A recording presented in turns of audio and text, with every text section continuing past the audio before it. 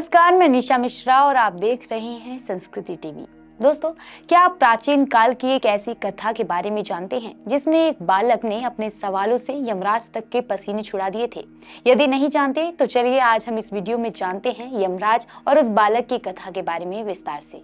तो दोस्तों, ये कथा यमराज और नचिकेता के बीच के एक संवाद से जुड़ी है जिसका वर्णन कठोपनिषद में मिलता है। यदि आप नहीं जानते तो हम आपको बता देते हैं कि कठोपनिषद प्रमुख उपनिषदों में से एक है। इस कथा के अनुसार ऋषि वाजश्रवा ने अपने बालक नचिकेता को गुस्से में यमराज को दान में दे दिया था। दरअसल ऋषि वाजश्रवा ने एक यज्ञ का आयोजन किया था। यज्ञ के बाद उन्होंने ब्राह्मणों और जरूरतमंदों को दान देने का संकल्प लिया था।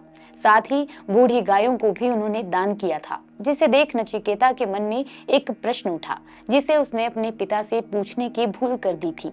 नचिकेता ने अपने पिता से ये सवाल किया था कि जो गाय आपको बहुत प्रिय थी उसे बूढ़ी हो जाने पर आप दान कर रही हैं, तो क्या आप मुझे भी ऐसे ही दान दे देंगे? ये सुनकर ऋषि वाजश्रवा को बहुत क्रोध आया, किंतु उनका पुत्र नचिकेता यहीं नहीं रुका। उसने कुछ देर बाद पुनः अपने पिता से सवाल दोहरा दिया और ऐसे ही वो अपने सवाल को दोहराता गया, क्योंकि बालकों के स्वभाव में ही हट छुपा होता है, इसलिए वो जवाब की अपेक्षा में ये बार बार सवाल दोहराता रहा। ये देख वाजश्रवा अत्यधिक क्रोधित हो गए और अपने पुत्र से बोले, मैं तुम्हें यमराज को दान दे देता हूँ। ऋषि ने जब ये बात कही तो हवन कुंड में अग्नि जल रही थी जो इस बात की साक्षी बन गई और इसलिए नचिकेता सच में यमराज को दान हो गए। जब नचिकेता यमलोकपुरी पहुंचे तो उसने देखा कि यमराज वहां नहीं थे। ऐसे में नचिकेता ने 3 दिनों तक यमलोक के द्वार पर बैठकर यमराज की प्रतीक्षा की। जब यमराज वापस लौटे तो नचिकेता ने यमराज से कई सवाल करने आरंभ कर दिए, किंतु यमराज को अपने कर्तव्यों का निर्वहन करने के लिए विलंब हो रहा था।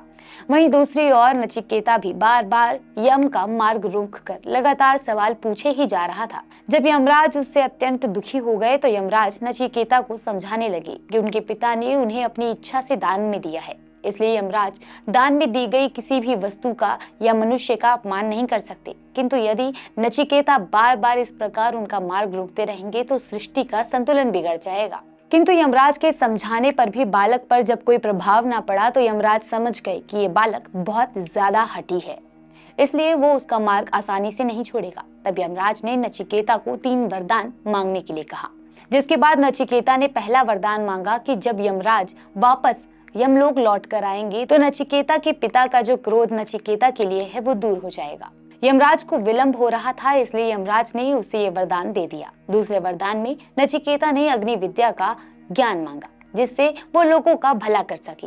यमराज ने उसके दूसरे वरदान को भी स्वीकार कर लिया और बारी आती है जब तीसरे वरदान की, तो उसने तीसरे वरदान में जीवन और मृत्यु से जुड़े सवालों का जवाब मांगा और इससे जुड़े रहस्य के बारे में पूछा। यमराज ने नचिकेता के पहले 2 वरदानों को तो मान लिया था, किंतु तीसरे के लिए उन्होंने इनकार कर दिया। किंतु नचिकेता अपने सवाल को दोहराता रहा। ऐसे में यमराज ने अपने प्राण बचाने के लिए नचिकेता की जिद और लगन के आगे हार मान ली। नचिकेता के सवाल पर यमराज को जवाब देना ही पड़ा। यमराज ने कहा, किसी की मौत क्यों होती है इसे समझाना बहुत कठिन है। ये कर्म फल का परिणाम होता है, भाग्य का लेख भी है।